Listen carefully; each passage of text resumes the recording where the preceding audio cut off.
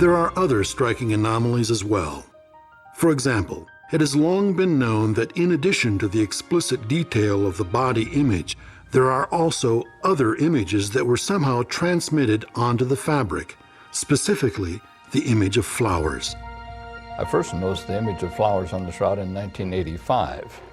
And when I found what they looked like, then I began looking more closely and found that there were large numbers of these.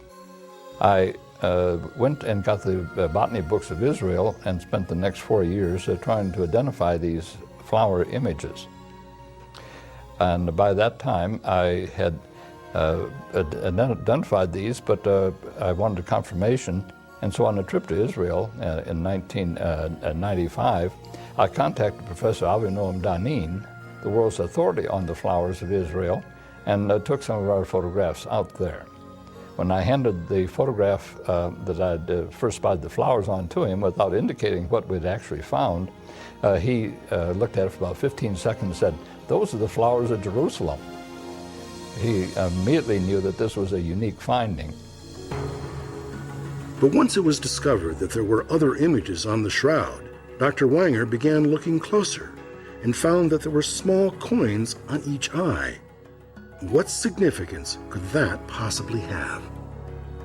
Dr. Alan Wanger, in his book, The Shroud of Turin, Adventure and Discovery, points out that not only are they there, they present distinct and profound clues as to the date and origin of the image. Father Francis Philus was professor of theology as well as a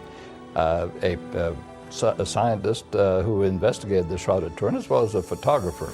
He was working with a group of researchers who were attempting to identify what the projections over the eyes were, thinking they might be coins. And Dr. Philus had enlargement made of the excellent photographs he had of the shroud and noticed a patterning over the right eye. On enlargement of this, he noticed that there were letters which he interpreted as UCAI and something that looked like a shepherd's crook. This is typical of the lepton, or the widow's mite, struck by Pontius Pilate in the years 29 AD to 33. We can identify the images of them, and so we can identify the particular coin and know the origin as well as the date, which both of them are, that we identify are struck in 29 AD. So this dates the shroud back to the 1st century. It also localizes it to Israel, since these coins are just the widow's mites or the common penny of the time, and certainly would not circulate either outside of Israel or not very long after the reign of Tiberius Caesar, to which they were dedicated. But how could an image containing so much information have been formed? There are those who believe the image could only have been formed by a burst of some sort of radiation. But the simple fact is, nothing like the shroud image has ever been found or reproduced. But that's only the beginning of the astounding information to be gleaned from this amazing image. In spite of skeptics and setbacks, scientists continue their search. And Dame Isabel Pitzik, a particle physicist, believes the shroud has brought science to the threshold of a whole new understanding of physics. While dealing with the position of the body within the cloth, she discovered one of those mysterious properties that cannot be, yet somehow is.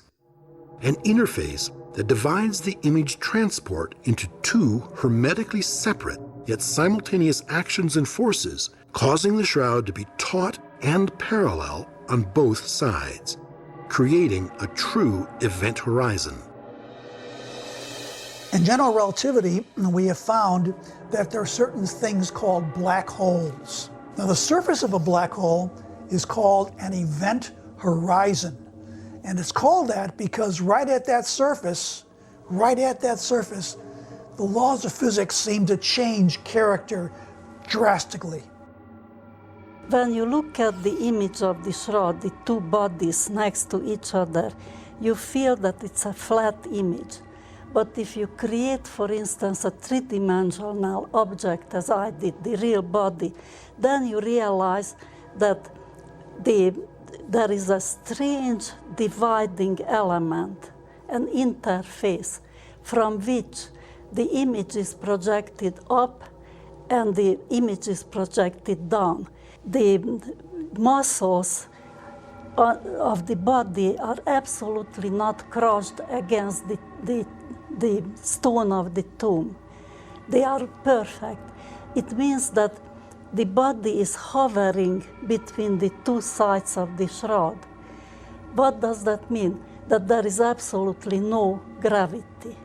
Other strange things you discover that the image is absolutely undistorted.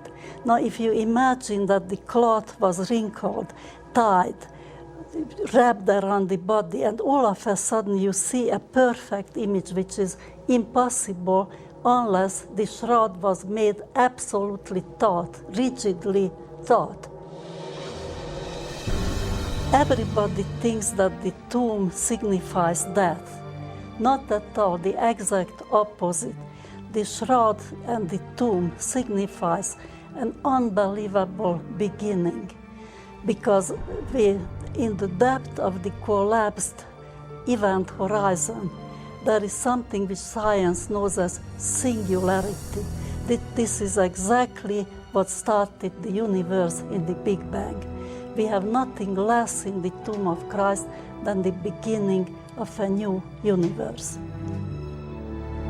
For centuries, the shroud has been viewed and analyzed as a record of a death, the end of the physical being. But Isabel Pitzik is suggesting that it is, in fact, just the opposite, a record not of an ending, but a beginning, which would suggest resurrection in its truest sense. And according to Dame Pitzik, this is the starting base for the new physics. But is Isabel Pitzik out on a limb of physics where no one else wants to go? Perhaps not. Recently, a group of scientists trying to identify those things that are fundamental to the way nature works made some startling discoveries. Dr. Edgar Mitchell, the sixth man to walk on the moon, founder of the Institute of Noetic Sciences, author and lecturer, explains. The classical traditional model in physics, which began in Newtonian times, describes how particles and atoms and molecules move and recombine. Even most of the 20th century, physicists only looked at the particle aspect of it and did not really concentrate very much on the informational aspect. And it's only really with the quantum hologram that we have brought information up to a par of importance with energy itself and with physicality, so that we understand that the universe we live in not only exists because of its physicality, but it's understood because of its information. And this is a powerful new concept. And all physical bodies have such a holographic emission that is available non-locally, which means throughout the universe, non-locally at all times. Could it be the event horizon demonstrated by the image on the shroud sent information instantaneously throughout the universe? And does this mean that the resurrection was a universal event? Physics has achieved a lot of success, and we think that we have pretty much everything, but it turns out we know we don't. We know there are missing links. We know there are puzzles and infinities cropping up all the time. And believe me, people are working to find some answers. But in spite of our successes, there are still some mysteries abounding. Some scientists believe the characteristics of the image on the shroud, such as three-dimensional information from a two-dimensional photograph, the negative aspect of the image, and the fact that the image that appears on the cloth virtually free of distortion are basically holographic.